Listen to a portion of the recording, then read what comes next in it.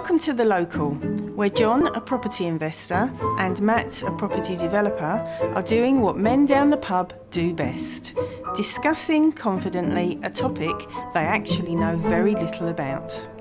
So Matt, how's that new property project coming along then? Very well, thanks. In a couple of months we'll be moving in before selling for a nice tax-free profit. So how many properties have you lived in now then? Well, me and the missus, we've had more properties than hot dinners, and all capital gains free. Thank you very much, HMRC. Matt was referring to the capital gains tax private residence relief, or PRR, which allows for a complete exemption from tax. But the fact is that HMRC regularly review PRR claims, and the matter often ends up in a tribunal. Matt must prove that he occupied the property as his main residence, and in order to do so, he must show quality rather than quantity of occupation. In fact, HMRC look at a number of factors, including: was the owner on the electoral roll for that property? Were the utility bills sent to that address? Where was the correspondence sent to? And how and at what time was the property put on the market? If Matt fails in his PRR claim, he might expect to pay capital gains tax at 28%, but he might in fact pay income tax at 45% if the reason for him acquiring the property in the first place was to make a gain on sale. This change in legislation, which came in 2016, may impact on a number of property transactions, and people like Matt, who were hoping for a tax-free gain, find themselves with a 45% income tax bill instead.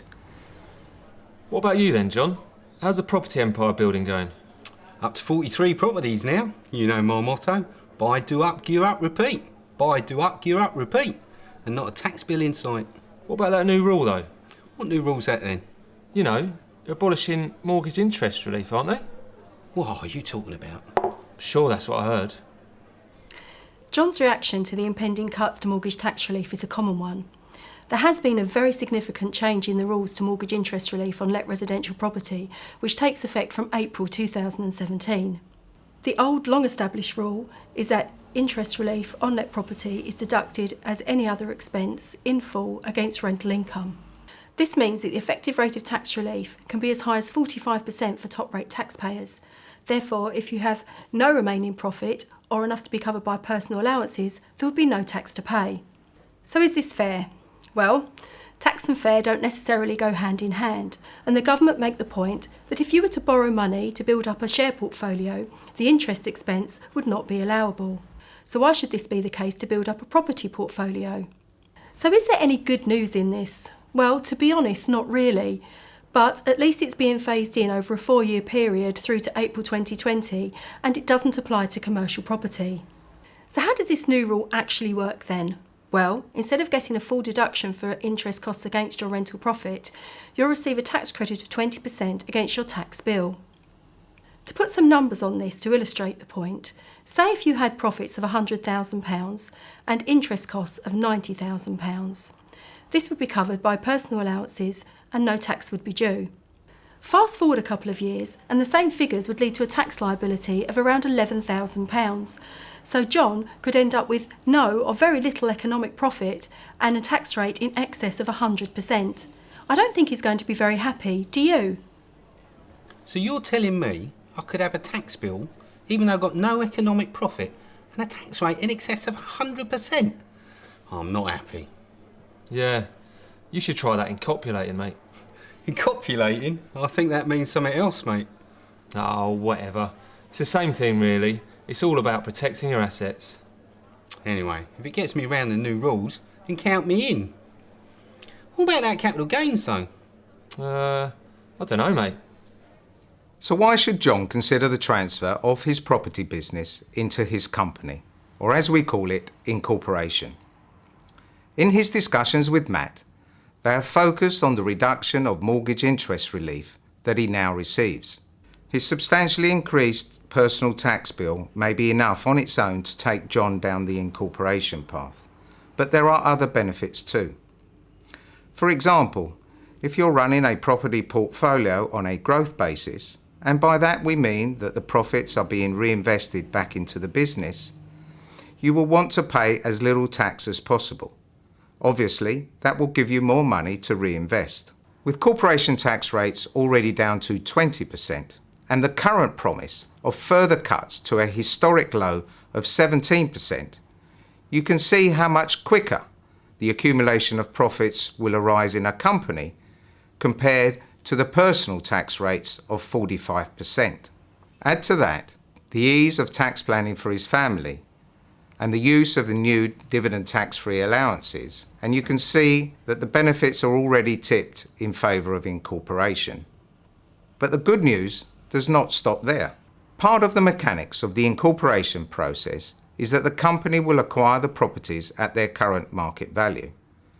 Consequently, any future sales of the properties will lead to vastly reduced capital gains tax, compared to personal capital gains tax at 28%. So, is it really that simple? Well, no, not quite. To incorporate a property business without the correct criteria could lead to capital gains tax, SDLT or stamp duty becoming due. It is not something to undertake without professional tax and accounting advice, which we can provide. You will also need the help of lawyers and bankers to complete the project. Don't companies have to do that VAT lot? So that's going to cost me more, isn't it? Yeah, but isn't it if a company earns profit of more than 50k? So you just set up loads of different companies and you haven't got to worry about it. Right. So I could be like the director of a conglomerate. That sounds good. Hang on a minute. Since Brexit, we haven't got to give Brussels loads of cash. So surely the government's going to get rid of VAT, because it's a European tax, isn't it? Well, at least John and Matt both have VAT on their radar, which is a start, but the facts have rather got lost in translation. The VAT registration threshold is based on turnover rather than profit, and is currently set at £83,000 a year.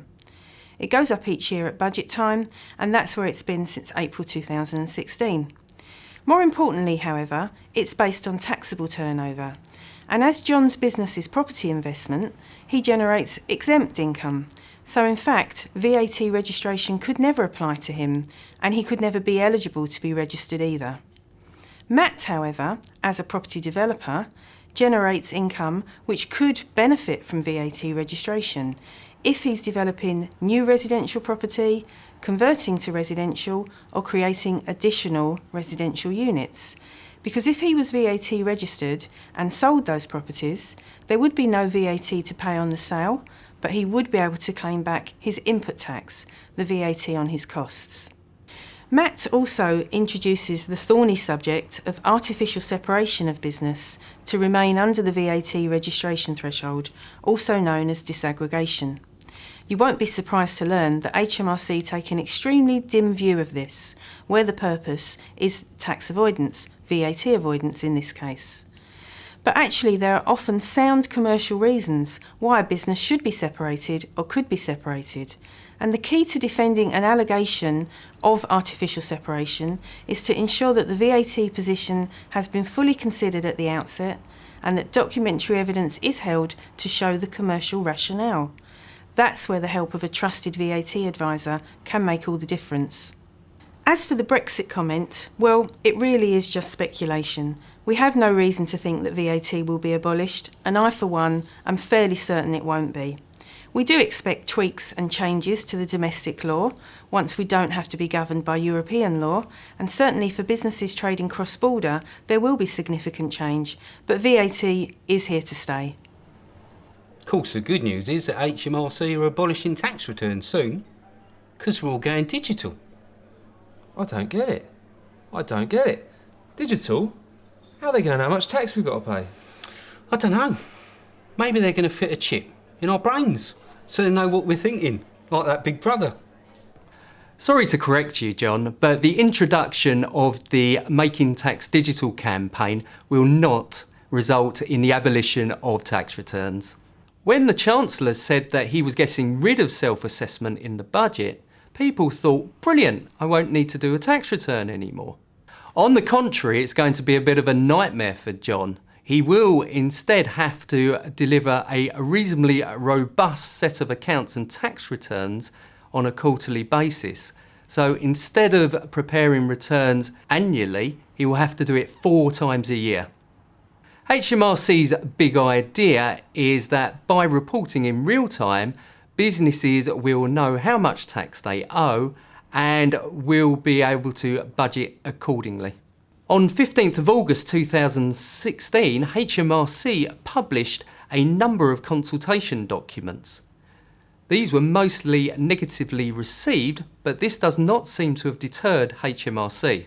Moving forward, it is important to monitor and plan for these changes, perhaps using cloud accounting software in conjunction with your trusted accountant and tax advisor.